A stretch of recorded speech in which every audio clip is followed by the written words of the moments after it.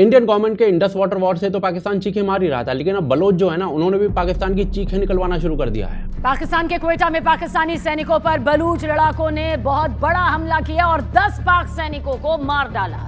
बलूच लड़ाकों ने सैन्य काफिले में आईडी ब्लास्ट से यह हमला किया। हमले के बाद बीएलए ने कहा कि ये उनकी आजादी की लड़ाई का हिस्सा है। 10 पाकिस्तानी सैनिक इसमें मारे गए। पाकिस्तान के क्वेटा हमको जिंदा मत छोड़ो सालो। बलोच लिबरेशन आर्मी के फ्रीडम फाइटर्स ने कल रात ये पूरा मामला अंजाम दिया है, जहां उन्होंने 10 पाक आर्मी के लोगों को 72 हूरों के पास भेज दिया है। पहलगाम में हिंदुओं को केवल इसलिए मारा गया था क्योंकि उन्होंने कलमा नहीं पढ़ा था, लेकिन आज जो कलमा पढ़ने वाले बीएलए के फाइटर्स है ना, वो उन्हीं लोगों को उड़ा रहे हैं। और इस बात से तो यही लगता है कि कलमे से बड़ा जो है ना, कर्मा होता है। और देखिए, सिर्फ यही नहीं, बीएलए ने ना जामरान, कोला और कलात में भी पाकिस्तान की आर्मी पर अटैक्स कर दिए हैं। इनफैक्ट कलात में तो उन्होंने पाकिस्तान की आउटपोस्ट को ही कैप्चर कर लिया है। जो लोग बीएलए के बारे में नहीं जानते उनको बता दूं कि बीएलए यानी कि बलोचिस्तान लिबरेशन फोर्स सन 2000 के आसपास बना था, जो बलोचिस्तान में हो रहे पाकिस्तान के एट्रोसिटीज के खिलाफ लड़ रहा है। ये बलोचिस्तान का सबसे एक्टिव आर्म्ड ग्रुप है। ये ग्रुप जो है ना, वो पहले भी मिलिट्री इंस्टॉलेशंस, कॉन्वॉयज और चाइना पाकिस्तान इकोनॉमिक कॉरिडोर यानी कि सीपैक, इस प्रकार की कई जगहों पर अटैक्स कर चुका है। और इस ग्रुप का मेन एम ही है पाकिस्तान से बलूचिस्तान को आजाद करवा देना। बलूचिस्तान के लोग जो है ना, इस समय काफी प्रो इंडिया हैं और कई बार वो इंडिया से मदद मांग चुके हैं कि उन्हें पाकिस्तान के जुल्म से बचा ले। और इसी कारण से ना पाकिस्तान का हमेशा से एक रोना धोना रहता है, एक रवीश रोना होता है कि बीएलए जो है ना, वो इंडिया की प्रॉक्सी है। बलोच लोग इंडिया के एजेंट होते हैं और इसके लिए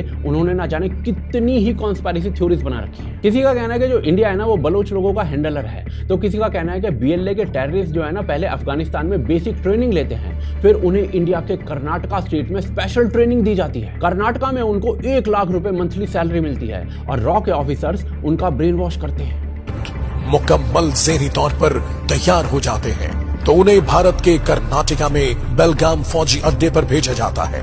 यहाँ उन्हें स्नाइपर फायरिंग, छोटे हथियारों का इस्तेमाल, आईईडी यानी देसी साख्ता बॉम्ब बनाने और खुफिया मवासलात की तरबियत दी जाती है। रॉ के इंस्ट्रक्टर्स उनके ज़हनों में पाकिस्तान के खिलाफ नफरत भरते हैं। कर्नाटका से तरबियत याफ्ता इन नौजवानों को बीएलए की वर्दी और महाना 1 लाख रुपया तनख्वाह दी जाती है।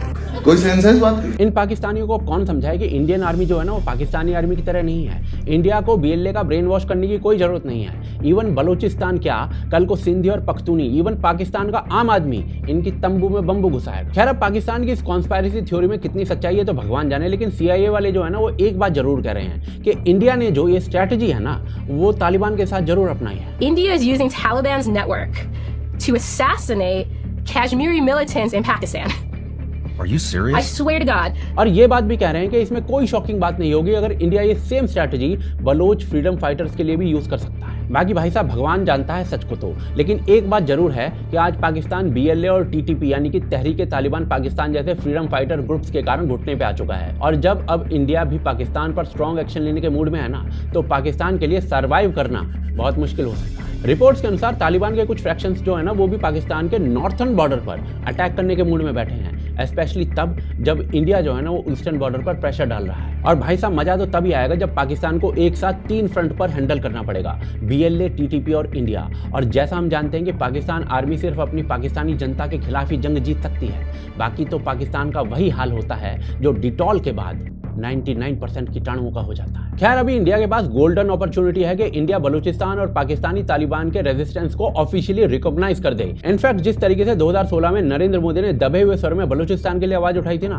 बलूचिस्तान के लोगों ने, गिलगिट के लोगों ने, पाक ऑक्यूपाइड कश्मीर के लोगों ने, वहां के नागरिकों ने जिस प्रकार से मुझे बहुत बहुत धन्यवाद दिया है, जिस प्रकार से मेरा आभार व्यक्त किया है, मेरे प्रति उन्होंने जो सद्भावना जताई है, दूर दूर बैठे हुए लोग, जिस धरती को मैंने देखा नहीं है, जिन लोगों को विषय में मेरी कभी मुलाकात नहीं हुई है, लेकिन ऐसे दूर सुदूर बैठे हुए लोग हिंदुस्तान के एक प्रधानमंत्री को अभिनंदन करते हैं, उसका आदर करते हैं, तो मेरे 125 करोड़ देशवासियों का आनंद है, वो मेरे 125 करोड़ देशवासियों का सम्मान है। अब वक्त है कि इस बार लाउड एंड क्लियर होते हुए इंडिया ऑफिशियली बलूचिस्तान के लिए आवाज उठा दे।